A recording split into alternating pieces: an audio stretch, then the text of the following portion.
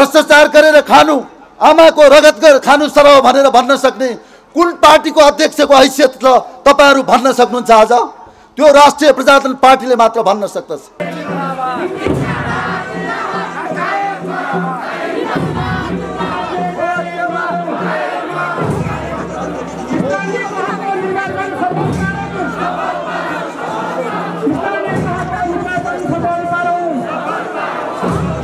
यो देशको जनताको शत्रु भनेको, जनताको दुश्मन भनेको अरु कोही होइन, भ्रष्टाचार हो। कोही व्यक्तिसँग हाम्रो कुनै सरोकार छैन, को व्यक्ति कुन पदमा गयो हामीले हेरिरहेका छैनौं।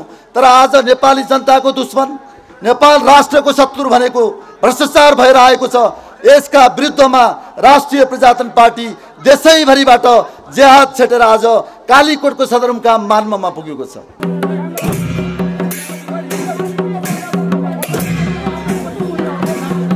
ज्ञानेन्द्र साईजी केही समय पहिले भ्रष्टाचार विरुद्धको अभियानमा संलग्न हुनुहुन्थ्यो, सक्रिय हुनुहुन्थ्यो, देशभरि अभियान चलाइराख्नु भएको थियो। उहाँ आज नेपाली कांग्रेस प्रवेश गर्नु भएन। किन प्रवेश गर्नु भएन? त्यहाँ पनि भ्रष्टहरूकै सञ्जाल छ। उहाँ आज कुनै कम्युनिस्ट पार्टीमा प्रवेश गर्न सक्नु भएन, किनभने त्यहाँ पनि महाभ्रष्टहरूको सञ्जाल छ।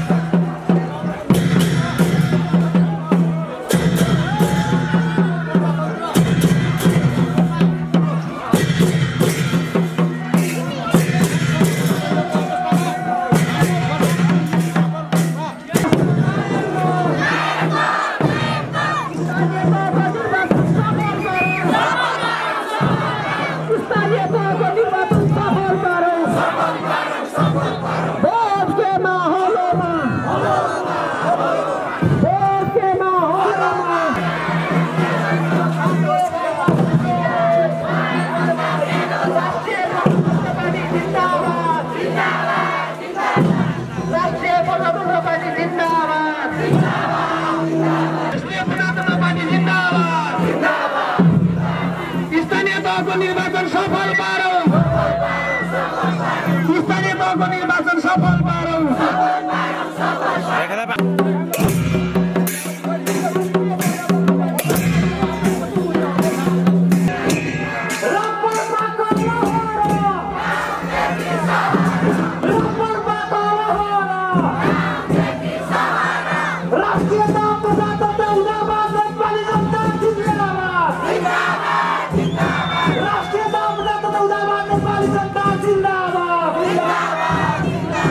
देशले परिवर्तन ल्यायो, संघीयता, गणतन्त्र र धर्मनिरपेक्षता महान उपलब्धि हुन् भनेर भनियो र राज संस्थालाई पाखा लगाइयो र सिंहदरबार गाउँमा आयो, जनताको घर दैलोमा सिंहदरबार पुग्यो भनेर भनियो।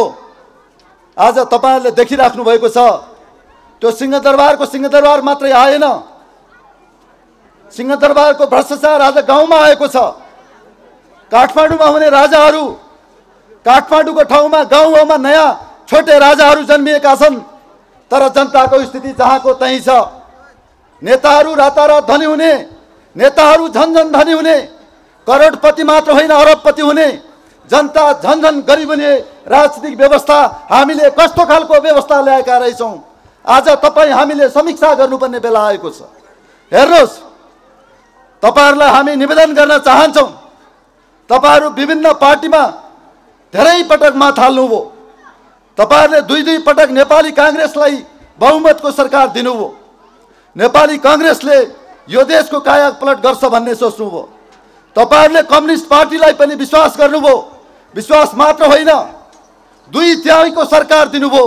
सरकार पनि एउटा मात्र होइन, केन्द्रमा काठमाडौँमा केन्द्रीय सरकार बन्यो, प्रदेशमा 7वटा प्रदेशमा 6वटा सरकार बने र देशभरिको स्थानीय तहमा अधिकांश ठाउँमा कम्युनिस्टको सरकार बन्यो। कम्युनिस्टको सरकार कस्तो हुँदो रहेछ भन्ने कुरा बितेका 3 वर्षभित्रमा तपाईले कम्युनिस्टको अनुहार राम्ररी देख्न पाउनुभयो। कस्ता हुँदो रहेछन् कम्युनिस्टको हातमा सत्ता गयो भने जनताको अवस्था के हुँदो रहेछ, राष्ट्रको ढुकुटी आज के भइरहेको छ हेर्नुहोस्। हामी पार्टीको पछि लाग्दा लाग्दा पार्टीको झण्डा बोक्दा जनताको अवस्था के भइरहेको छ आज एकचोटि पुनः हामीले समीक्षा गरौँ। म विशेष गरी युवा साथीहरूलाई भन्न चाहन्छु, हेर्नुहोस् आज संसारकै प्राकृतिक रूपमा उत्कृष्ट देश नेपाल हेर्दा हेर्दै रातारात आज नेपालका तन्नेरीहरू बेचेर, नेपालका युवाहरू बेचेर, झुपडीमा गाउँमा जन्मिएका ती युवाहरूलाई बेचेर 50 लाख भन्दा युवाहरू आज संसारभर छरिएर रगत र पसिना बगाइरहेका छन्। हामीले युवाहरूलाई बेचेर त्यो रेमिटान्सबाट यहाँका नेताहरूलाई मोटर किन्ने पैसा आएको छ। यहाँका नेताहरूलाई सुविधा प्रयोग गर्ने, उनीहरूले भ्रष्टाचार गर्ने पैसा ती विदेशमा बस्ने हाम्रा 50 लाख भन्दा युवाहरूले यहाँ पठाइरहेका छन्। के यसैका निमित्त देशमा परिवर्तन भएको हो? अब समीक्षा गर्नु पर्दैन।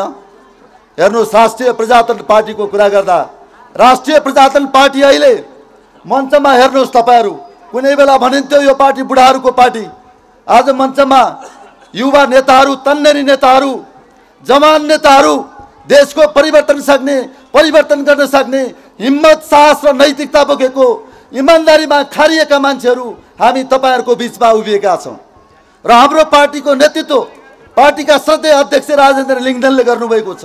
उहाँ एउटा सिद्धान्त र विचारमा हिँड्नु भएको छ। पूर्वता साथीहरूले भने जस्तै भ्रष्टाचार गरेर खानु, आमाको रगत खानु सरह भनेर भन्न सक्ने कुन पार्टीको अध्यक्षको हैसियत छ तपाईहरू भन्न सक्नुहुन्छ? आज त्यो राष्ट्रिय प्रजातन्त्र पार्टीले मात्र भन्न सक्दछ। र आज देशमा तपाईहरू भ्रष्टाचार गर्ने पार्टीहरूको पक्षमा उभिनुहुन्छ कि भ्रष्टाचार विरोधी पार्टीको पक्षमा उभिनुहुन्छ? तपाईँ राष्ट्रघात गर्ने पार्टीको पक्षमा उभिनुहुन्छ कि राष्ट्रवादीहरूको पार्टीको पक्षमा उभिनुहुन्छ? राष्ट्रिय प्रजातन्त्र पार्टी त्यही पार्टी हो। भ्रष्टाचार मुक्त समाजको निर्माण गर्न खोज्ने, त्यो परिकल्पना गर्ने त्यस्तो पार्टी हो। ज्ञानेन्द्र साईजी केही समय पहिले भ्रष्टाचार विरुद्धको अभियानमा संलग्न हुनुहुन्थ्यो, सक्रिय हुनुहुन्थ्यो, देशभरि अभियान चलाइराख्नु भएको थियो। उहाँ आज नेपाली कांग्रेस प्रवेश गर्नु भएन। किन प्रवेश गर्नु भएन? त्यहाँ पनि भ्रष्टहरूकै सञ्जाल छ। उहाँ आज कुनै कम्युनिस्ट पार्टीमा प्रवेश गर्न सक्नु भएन, किनभने त्यहाँ पनि महाभ्रष्टहरूको सञ्जाल छ। उहाँ आज राष्ट्रिय प्रजातन्त्र पार्टीमा प्रवेश गरेर राप्रपाको प्रवक्ताका हैसियतले यहाँ आउनुभएको छ। किनभने भ्रष्टाचारबाट मुक्त गर्न सक्ने परिकल्पना गरेको पार्टी राष्ट्रिय प्रजातन्त्र पार्टी मात्रै यो देशमा छ। अब जनताले यो देशको जनताको शत्रु भनेको, जनताको दुश्मन भनेको अरू कोही होइन, भ्रष्टाचार हो। कोही व्यक्तिसँग हाम्रो कुनै सरोकार छैन, को व्यक्ति कुन पदमा गयो हामीले हेरिरहेका छैनौँ। तर आज नेपाली जनताको दुश्मन, नेपाल राष्ट्रको शत्रु भनेको भ्रष्टाचार भएर आएको छ। यसका विरुद्धमा राष्ट्रिय प्रजातन्त्र पार्टी देशैभरिबाट जेहाद छेटेर आज कालीकोटको सदरमुकाम मान्ममा पुगेको छ। हामीलाई विश्वास छ कुनै बेला यो देशमा भएका सम्पूर्ण पार्टीहरू, अझ विशेष गरी भन्न चाहन्छु नेपाली कांग्रेस, नेकपा माओवादी, नेकपा एमाले र समाजवादी लगायतका पार्टीहरू, कुनै पनि पार्टीहरू एक ठाउँमा, राष्ट्रिय प्रजातन्त्र पार्टी सिंहलरको ठाउँमा, हामी सम्पूर्ण पार्टीहरू एक ठाउँमा मिलाउँदा पनि राष्ट्रिय प्रजातन्त्र पार्टी नै माथि हुन सक्ने शक्ति निर्माण गर्न राष्ट्रिय प्रजातन्त्र पार्टी देशव्यापी रूपमा हिँडिरहेको छ। हाम्रो प्रतिस्पर्धा नेपाली कांग्रेससँग छैन, हाम्रो प्रतिस्पर्धा माओवादीसँग छैन, हाम्रो प्रतिस्पर्धा एमालेसँग छैन। सम्पूर्ण पार्टी एकै ठाउँमा आउन्, यो देशको नेतृत्व गर्न सक्ने, नेतृत्व मात्र होइन यो देशको कायापलट गर्न सक्ने त्यस्तो सपना, उद्देश्य, लक्ष्य लिएर हिँडेको, इमानदार र नैतिकतामा उभिएको त्यस्तो पार्टी राष्ट्रिय प्रजातन्त्र पार्टी बनेको छ। राष्ट्रिय प्रजातन्त्र पार्टीलाई जिम्मेवारी दिँदा कस्तो काम गर्छ भन्ने कुरा तपाईहरु नेपालगञ्ज गएर हेर्न सक्नुहुन्छ। नेपालगञ्जबाट राप्रपाका तर्फबाट निर्वाचित मेयर पार्टीका महामन्त्री धवल शमशेर राणा हाम्रो बीचमा उपस्थित हुनुहुन्छ। केही समयपछि उहाँले आफ्ना कुरा भन्नुहुनेछ। राप्रपाले बोल्ने होइन, गरेर देखाउनेछ। राष्ट्रिय प्रजातन्त्र पार्टीले जिम्मा पायो भने कसरी चलाउनु पर्छ भन्ने कुरा तपाईहरु नेपालगञ्ज एकचोटि हेर्नुहोस्। त्यति मात्र होइन, राप्रपाले हामीले विगतको स्थानीय तहको निर्वाचनमा थोरै ठाउँमा जितेका छौं। त्यसमध्ये 3टा स्थानीय तह झापामा जितेका छन्। झापाको गाउँपालिकाहरूमा 3टा गाउँपालिकामा गएर तपाईं हेर्नुहोस्, त्यहाँ 12 कक्षासम्मको शिक्षा निशुल्क छ। त्यहाँ स्वास्थ्य उपचार निशुल्क छ, पैसा तिर्नु पर्दैन जनताले। जहाँ राष्ट्रिय प्रजातन्त्र पार्टीले केवल गाउँपालिका जितेको ठाउँमा त्यो गाउँपालिकाभित्र पैसा तिर्नु पर्दैन जनताले। त्यो तपाईहरु बुझ्न सक्नुहुन्छ। आज संसार बुझ्न सक्ने मिडियाको जमानामा हामीले खोक्रो भाषण गरिरहेका छैनौं। हामीले यथार्थमा आधारित वास्तविकतामा आधारित कुराहरू तपाईहरुको बीचमा भनिरहेका छौं। त्यसैले म के भन्न चाहन्छु भने तपाईहरुले हामीलाई धेरै पटक भोट दिनु पर्दैन। धेरै पटक तपाईहरुले अरूलाई भोट दिनुभयो। एक पटक राष्ट्रिय प्रजातन्त्र पार्टीलाई दिएर हेर्नुहोस् कसरी सरकार चलाउनु पर्छ, कसरी जनताका प्रतिनिधिले विकास गर्नुपर्छ। अरूले समृद्धि र विकासको नारा दिए, राष्ट्रिय प्रजातन्त्र पार्टीले गरेर देखाउनेछ। त्यो कुरा एकपटक तपाईं आउने स्थानीय तहको निर्वाचनमा राष्ट्रिय प्रजातन्त्र पार्टीको चुनाव चिन्ह हलोमा मतदान गरी आफूले यो देश बनाउने जिम्मेवारी राप्रपाको काँधमा सुम्पिनु हुनेछ भन्ने हामीले विश्वास लिएका छौं। र पार्टीका नेताहरू चाहिँ यसभन्दा पछाडि बोल्न बाँकी हुनुहुन्छ। उहाँहरू तपाईहरु पनि गाउँ-गाउँबाट टाढा-टाढाबाट आउनु भएको छ। तपाईहरुले घर फर्किन हतार छ। तपाईहरुको बीचमा हामी फेरि आउनेछौं। यतिले पुग्नेवाला छैन। यो त सुरुवात मात्र हो, यो प्रारम्भ हो। कुनै बेला म दावाका साथ राजा वीरेन्द्रको शालिग भएको ठाउँबाट उभिएर तपाईहरुको बीचमा भन्न चाहन्छु, कालीकोटमा भएका सबै पार्टीहरूसँग राष्ट्रिय प्रजातन्त्र पार्टी कुनै भविष्यमा एक्लै प्रतिस्पर्धा गर्न तयार छ। आज तपाईहरुलाई म भन्न चाहन्छु, यहाँका युवाहरूलाई भन्न चाहन्छु, तपाईहरुले सोच्नुहोस्, नेकपा माओवादीलाई 3 पटक कालीकोटबाट जिताउनु 64 सालदेखि लगातार जितिरहेको छ। आज यहाँका युवाले के पाइरहेको छ तपाईहरु समीक्षा गर्नुहोस्। आफ्नो दिमागलाई एकछिन पार्टीको घेराभन्दा बाहिर आएर निस्किनुहोस्। म तपाईहरुलाई अपिल गर्न चाहन्छु, कालीकोट जिल्लावासी दाजुभाइ तथा दिदीबहिनीहरूलाई, तपाईहरुले एकपटक राष्ट्रिय प्रजातन्त्र पार्टीको झण्डामा गोलबद्ध हुनुहोस्। हामी परिवर्तन गरेर देखाउनेछौं। हामी इमानदारीको कसीमा खारिएर आएको राजनीतिक कार्यकर्ता हौं। राजनीति व्यापार गर्नका लागि, फाइदा गर्नका लागि, यसलाई व्यवसाय बनाउनका लागि राजनीतिमा आएको मान्छे होइन। यो देशको मुहार फेर्न, कालीकोटको मुहार फेर्न, कर्णालीको मुहार फेर्न त्यस्तो सपना लिएको, त्यस्तो परिकल्पना बोकेको, उद्देश्य लिएको व्यक्ति नै आज हामी राजनीतिमा क्रियाशील छौं। यो कुरा हामी कुनै पनि पार्टीसँग चाहे मञ्चमा होस्, चाहे व्यक्तिगत रूपमा होस्, छलफल गर्न तयार छौं, बहस गर्न तयार छौं र जनताको बीचमा प्रतिवाद गर्न तयार छौं। त्यसैले तपाईहरुले गलत मान्छेहरुको पछि लाग्नुभयो।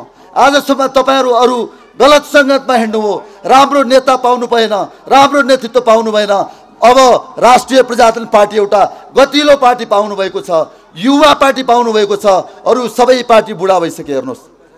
अरू पार्टीका केन्द्रीय अध्यक्षहरू 70, 75, 80 वर्षका बुढाहरू छन्। राष्ट्रिय प्रजातन्त्र पार्टीको अध्यक्ष 56 वर्षको एउटा अध्यक्षमा जाने व्यक्ति भनेको युवा भन्नुपर्छ। त्यो उमेरलाई त्यस्तो नेतृत्व गरेको हुँदा अब यो देशमा कुनै युवाहरूको नेतृत्व गर्ने पार्टी छ भने त्यो राष्ट्रिय प्रजातन्त्र पार्टी हो। त्यसैले तमाम युवा साथीहरूलाई तपाईहरु नयाँ ढंगले सोच्नुहोस्, नयाँ ढंगले चिन्तन र बहस गर्नुहोस् र राष्ट्रिय प्रजातन्त्र पार्टीमा समावेश हुनका लागि तपाईहरुलाई आमन्त्रण गर्न चाहन्छु।